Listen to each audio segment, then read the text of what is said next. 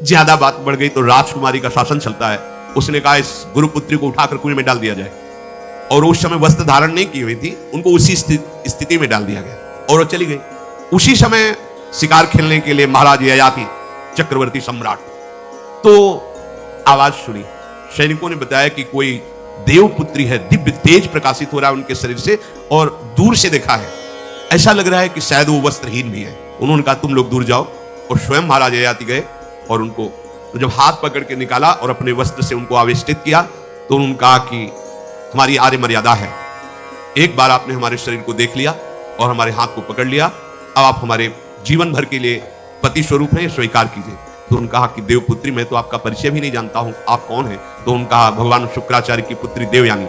घुटने पे हो गए तत्काल। उन्होंने कहा इतने बड़े महापुरुष की पुत्री के साथ मैं ब्याह कर सकूं, मेरी सामर्थ्य नहीं, क्योंकि मैं क्षत्रिय कुल में प्रकट हुआ राज परिवार से हूं, और वो तो देवताओं के द्वारा भी वंदनीय है शुक्राचार्य जी। तो उनका आप निश्चिंत रहो, ये विषय मैं संभालूंगी, पर आप मेरे पति हैं, ये स्वीकार कीजिए। बोले यदि शुक्राचार्य जी इस पर राजी हैं तो हम ये बात स्वीकार करते हैं। शुक्राचार्य जी विलंब होने के कारण व्याकुल ही थे। देवयानी जी ययाति जी को लेके गई, बड़ा प्रसंग है, पर उन्होंने कहा जब आप राजी हैं तो हम राजी हैं। शुक्राचार्य जी राजी हुए और वृषपर्वा को सूचना दिया कि मैं तुम्हारे राज्य को त्याग कर जा रहा हूं। वो तो तत्काल आकर चरणों में गिरे, महाराज आपके बिना मेरा अस्तित्व क्या है, आप कैसे राजी हो सकते हो? बोले मेरी पुत्री को दिगंबर करके कुएं में डाल दिया गया, मैं इस अपराध से बिल्कुल तुम्हें माफ नहीं कर सकता। बोले कोई उपाय? तो बोले देवयानी बोले।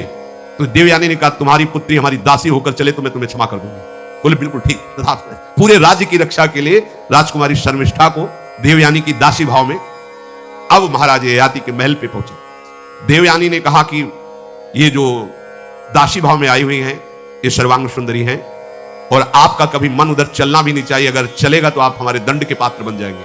स्वीकार कर लिया और बहुत दूर उनके लिए महल का निर्माण करवाया और वो सेवा में आती है। कुछ समय के बाद जब देवयानी जी के पुत्र हुए तो वन विहार के लिए अपने पुत्रों को लेकर चली, तो उधर शर्मिष्ठा के 2 पुत्र हो चुके थे, इनको पता भी नहीं था, और वो दौड़ कर आए, ययाति को पिताश्री कह करके आलिंगन किया, छोटे छोटे बच्चे।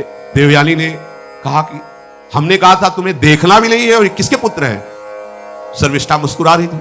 देवयानी ने कहा तुम्हें दंड देंगी ही देंगी, और चली गई भगवान शुक्राचार्य जी के पास। ययाति भयभीत होकर के गए और शुक्राचार्य से प्रार्थना करे क्षमा कीजिए मुझसे गलती हो गई, और शर्मिष्ठा से ऐसे नहीं मिले। शर्मिष्ठा ने कहा था कि आप जानते हैं कि मैं दासी नहीं हूं, मैं राजकुमारी हूं, ईर्ष्यावश दासी बना करके लाई गई हूं, और मेरी सखी के पति हो इसलिए आप मेरे भी पति हो, मेरा अधिकार है आपसे संतान उत्पन्न करने का, शास्त्रीय सिद्धांत है। शुक्राचार्य जी ने कहा कि जो देवयानी कहेंगी वही हम मानेंगे, क्योंकि मेरी पुत्री है, क्या चाहती हो? तो बोले पुरुषत्व से इनको हीन कर दो। गुस्सा में आके शुक्राचार्य जी ने कहा तथास्तु। उसी समय महाराज ययाति पुरुषत्व से हीन हो गए और वृद्धावस्था छा गई शरीर में। अब ययाति ने कहा अब सुखी रहोगी तुम।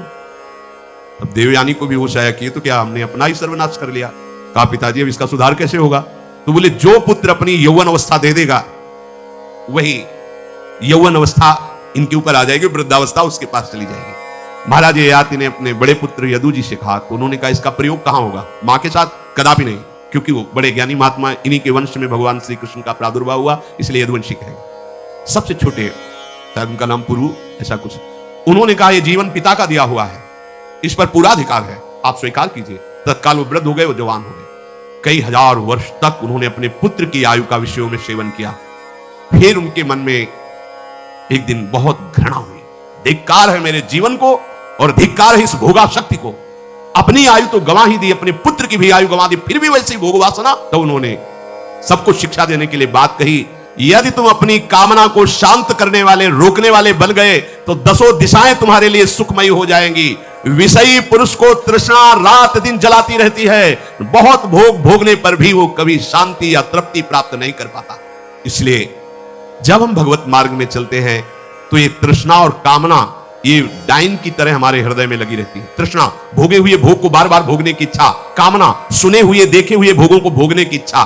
तो उपासक जब तक अपने मन को प्रभु में नहीं दे पाता तब तक मन ये धोखा दे देता है। इसलिए बहुत सावधान रहना चाहिए। प्रभु की शरण में होकर के नाम जप करो और सदैव गुरुजनों की आज्ञा पर रहो, तो ये काम कामना वासना ममता आसक्ति राग द्वेष ये तुम्हें बांध नहीं पाएंगे। इनकी कृपा से आपको भगवत साक्षात्कार हो जाएगा। गुरु वाणी संतों की वाणी ये हमारा जीवन बन जाए। अगर ये जीवन नहीं है तो फिर मन हमें ऐसी जगह फंसा देगा जहां से हम निकल नहीं पाएंगे। इसलिए सावधान होकर जीवन व्यतीत कीजिए। बड़ा अमूल्य जीवन है, अमूल्य जीवन का लाभ है भगवत प्राप्ति, भगवत साक्षात्कार। श्री राधा वल्लभ लाल।